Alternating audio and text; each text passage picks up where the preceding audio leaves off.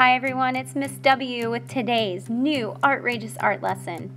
This project is called Undersea Fish Family because just like in the movie Finding Nemo, where his dad and Nemo were a family, we're going to be learning how to draw a family of fish, and we're going to be using the elements of art like shape and lines and texture and value to create a really creative, awesome design that has a fish family. So if you've ever seen a fish, some fish, especially tropical fish, are absolutely beautiful, and they're great things to study and observe for art. Whenever you choose your fish, it's really important that you have something to look at when you're drawing it, especially because we want our fish to look real.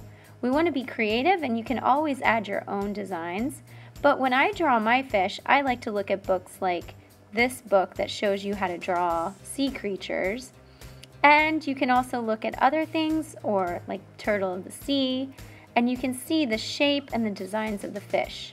So when you choose your fish, the first thing you need to get started is a white piece of paper and a pencil. Now you can turn your paper vertically or horizontally, but you want to make sure that you draw really big.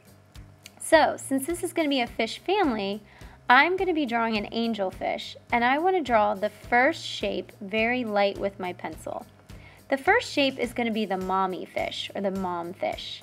And I drew an oval shape that's really big, and I drew it really light with my pencil. Now I'm going to go back in, and I'm going to draw a little bit darker and start to look at the organic shape of the fish. So a fish, all fish have fins and they have gills. So I'm adding a bottom fin, I'm adding fish lips, and then I'm going to draw the shape of the eye. Now I love big giant fish eyes, so my fish are going to have really big eyes. Now I'm going to add some lines around the fin, and I'm going to start to add some details and texture, like stripes. A lot of fish have stripes. There's even a fish called a tiger fish, which is kind of cool. So you can add lines and shapes.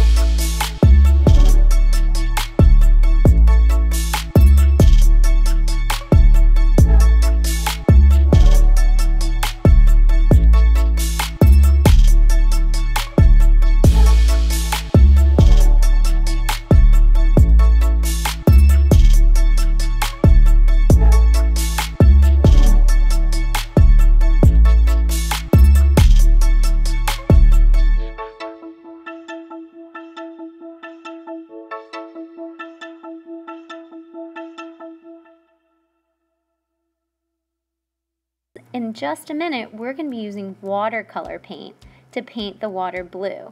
And since oil pastels are made out of oil, watercolor paint is made out of water, they won't mix together. So you can paint right over top of your fish and your sand. You don't even have to worry about painting around it.